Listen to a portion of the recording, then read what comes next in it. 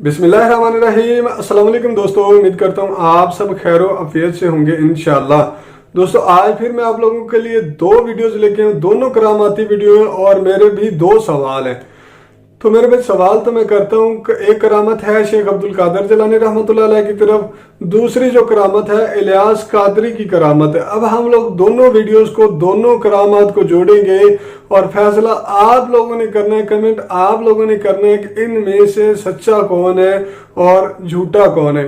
अब मेरे जो दो सवाल है मेरे भाई वो ये हैं कि इस वीडियो में आप लोगों को शेख अब्दुल कादर जिलानी रहमतुल्लाह अलैह का नाम लेने का तरीका बताया जाएगा, लेकिन आप लोगों ने कमेंट करके बताना है कि क्या इतनी ताजीम या इतना प्रोटोकॉल इन्होंने कभी नबी करीम सल्लल्लाहु अलैहि वसल्लम के नाम को भी दिया है। दूसरी बात मेरे भाई जहन में ये रखें कि क्या अत्तारी भाइयों से बड़ा भी कोई गौसे आजम का मुरीद है? ये तो उनका नाम लेते नहीं थकते। बस ये दो क्वेश्चन है और गुजारिश है कि आप लोग इन दोनों क्वेश्चन को जहन में रखें और वीडियो देखें। Let's see the video. एक शख्स बगदाद में रहता है, बगदाद मोहल्ला में। वो गौस पाक के पास आया, मेरे मुर्शिद के पास, और कहता है सरकार मेरी बेटी छत पे थी, उसे किसी ने उठा लिया, गुम हो गई मेरी बच्ची, ढूंढ रहा हूं मिलती नहीं। गौस पाक ने फरमाया जंगल में जा और मेरा नाम लेना। तवज्जे, नाम की बात आई, नाम लेना। उनके नाम से बिगड़ियां बनती है। मेरा नाम लेना और नाम लेकर दायरा खींचना। बल्कि शेखुल इस्लाम अल्लामा अनवारुल्लाह फारूकी रहमतुल्लाह अलैह ने नाम लेने का तरीका ये लिखा है, बिस्मिल्लाही अला नियती शेख अब्दुल कादिर जिलानी अल गौसिल आजम रदी अल्लाह ताला। ये करके दायरा खींचना, दायरे के बीच में बैठ जाना, नाम लेकर दायरा खींचना, दायरे के बीच में बैठना। फिर मखलूक गुजरेगी, कोई तेरे पास आएगा, आकर के तेरी फरियाद पूछेगा, वो बात कर लेना उससे। गौस पाक का वो गुलाम था, दायरा खींच के बैठ गया। रात, जंगल की रात, अलग अलग डरावनी शक्ल के लोग गुजरते गए, लेकिन इसको किसी ने कुछ नुकसान नहीं पहुंचाया। क्यों? गौस पाक के नाम के दायरे में बैठा था। जिन्नात थे वो सब, और जिन्नात कुछ नहीं बिगाड़ते गौस पाक के सच्चा नाम लेवा का। ये बेचारे बैतुल माल के पैसे पे पलने वाले अपना क्या बिगाड़ सके? ये बात इतनी कोई गुलाम बने, कहानी किस्से की बात नहीं हो रही, हकायक। अभी मैं आपसे नारा नहीं चाहता, मैं आपसे हकीकतों का एतराफ चाहता हूं। बने गुलाम, कोई गुलाम बनकर देखे, वो जुर्रत पैदा होती है। कोई मखलूक कुछ नहीं बिगाड़ सकती। गुजरते रहे, आखिरी में कर्रो फर के साथ आया, देखकर लगता था कोई बादशाह है। उसने बैठा हुआ देखा, वो अपनी सवारी से नीचे उतरा, नीचे उतर के वो लकीर को उसने छूमा, लकीर छूमी। अगर आप बुरा नहीं माने तो एक जुमला कह दूं, शायद जिन्नातों में कोई वहाबियत का फतवा देने वाला नहीं होगा कि छूमना हराम या शिर्क है। सुभान अल्लाह। और उस दौर में तो इंसानों में भी कोई नहीं था फतवा देने वाला, लेकिन उसने लकीर छूमी। कौन सी लकीर? हर लकीर नहीं, जो मेरे मुर्शिद गौस पाक के नाम से लकीर खींची गई थी, वो लकीर चुमी। और वो लकीर के बाहर ही बैठ गया और बैठ करके कहा क्या हाजत है तुम्हारी? तो उसने कहा मैं गौस पाक का गुलाम हूं, मेरी बेटी छत से गुम हो गई, गौस पाक के पास गया था, सरकार गौसुल आजम दस्तगीर ने मुझे यहां भेजा और ये अमल करने के लिए कहा। उसने कहा कि इस बदबख्त गुस्ताख ने इस गुलाम गौस आजम की बेटी ली है, उसको बुलाया जाए। उसको पकड़ के लाया गया तो बच्ची भी उसके पास मौजूद थी, वो जिन भी मौजूद था। फिर पूछा तेरी हिम्मत कैसे हुई गौस पाक के गुलाम के घर तक जाने की? तेरी औकात क्या है गौस पाक के घर तक, गुलाम के घर तक जाने की? तूने ये जुर्रत की है, इसको अभी कत्ल किया जाए, लड़की को वापस किया जाए और आइंदा ऐलान कर दो जो भी गौस पाक के सच्चे गुलाम को सताएगा उसके साथ यही हालात किए जाएंगे, उसको इसी अंजाम तक पहुंचाया जाएगा। तो उस वक्त उस शख्स ने पूछा गौस पाक के उस कादरी गुलाम ने, आप कौन है? तो कहा मैं जिन्नात का बादशाह हूं। तो कहा आप मेरे मुर्शिद का इतना एहतराम करते हैं? तो उसने कहा हम सब गौस पाक के गुलाम हैं और उनके ज़ेरे फरमान हैं, हम उनके फरामीन पर अमल किया करते हैं। जैसे वो इंसानों के गौश है वैसे वो हम जिन्नातों के भी। हाँ तो मेरे प्यारे मुसलमान भाई, आप लोगों ने पहली वीडियो देखी, पहली करामत देखी, शेख अब्दुल कादर जिलानी रहमतुल्लाह अलैह की करामत देखी। यहाँ पे आप लोगों ने पहले भी बहुत सी वीडियोस देखी होंगी कि वो कोकब नूरानी साहब की वीडियो भी है कि वो एक लड़की को चाइना का जिन उठा के ले गया।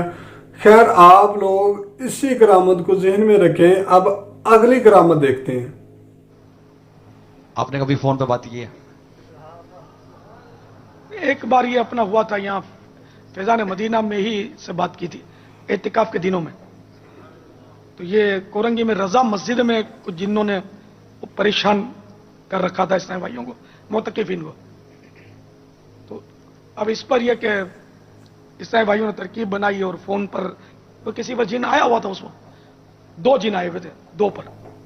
تو وہ فون پر بات کروائی میری, تو وہ بڑا عجیب و غریب وہ آوازیں نکال رہے تھے. اس وقت تو اپنا مدنی چینل تو تھا نہیں, نہ کوئی وہ سسٹم ایسا تھا جو اس کی آواز ریکارڈ کی جا سکتی. بہت سال ہو گئے اس کو. وہ بہت ہی بھدی کر کے وہ اس طرح کی باتیں کر رہے تھے انداز میں. تھوڑی وہ ٹیڑھی باتیں کی اس نے, یا تو میں نے اس کو ڈانٹا تھا تو پھر تھوڑا سنبھل گیا.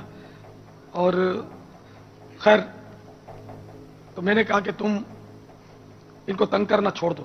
تو بولا ہم یہاں 10 جنات ہیں جو اعتکاف کیے ہوئے ہیں, اور یہ لوگ جو ہے نا کچھ اس طرح کے ان کے مسائل بتائے تھے اس جن نے, کہ یہ چھوٹے لڑکوں سے بہت ترکیبیں کرتے ہیں, دوستیاں کرتے ہیں امردوں سے. اور دوسرا بتایا تھا شاید کہ یہ پان بہت کھاتے ہیں, پچکاریاں مارتے ہیں پان کی, یہ بتایا تھا. یا بتایا تھا شور شرابہ ہے نا, شور شرابہ زیادہ کرتے ہیں. تو ہم لوگوں کو مطلب ہے کہ اس سے پریشانی ہوتی ہے, تو ان کو بولو کہ یہ بھی یہ دھندے چھوڑ دیں. خیر تو میں نے خیر اس کو یہی سمجھا کہ یہ تم لوگوں نے مسجد نہیں بنائی, انہی لوگوں نے بنائی ہے انسانوں نے, اور تم بھلے اعتکاف کرو لیکن پریشان نہیں کرو. تو اس نے وعدہ کیا کہ میں پریشان نہیں کروں گا. لیکن یہ جو میرے جو ساتھ دوسرا ہے نا میرا دوست, آپ اس کو بول دو, یہ نہیں مانتا. یہ وعدہ کرے گا نا تو مسئلہ حل ہو جائے گا.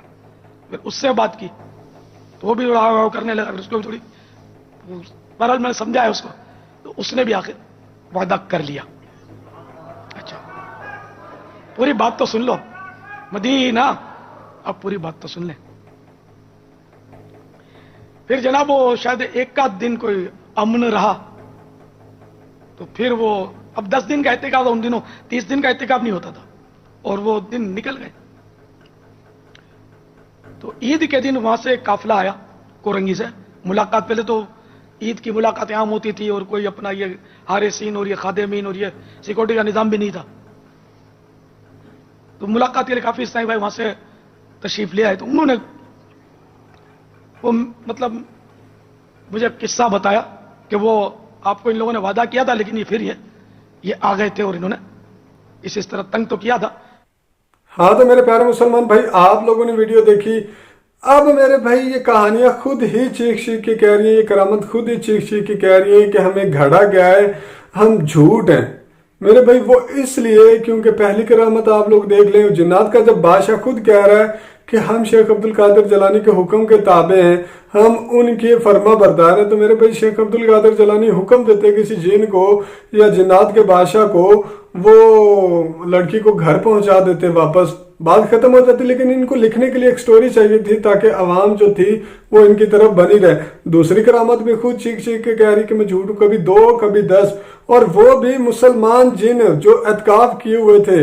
چلیں فار ایگزامپل وہ تنگ آ بھی گیا ہے, تو میرے بھائی اگر وہ کسی بندے پہ آئیں گے, کسی بندے پہ اپنا اثر دکھائیں گے, تو کیا وہ الیاس قادری کو شکایت کرنے کے لیے اس بندے کو تنگ کریں گے یا اپنا بدلہ لینے کے لیے تنگ کریں گے؟ خیر ہمارا موضوع یہ نہیں ہے, ہم آتے ہیں مین پوائنٹ کی طرف.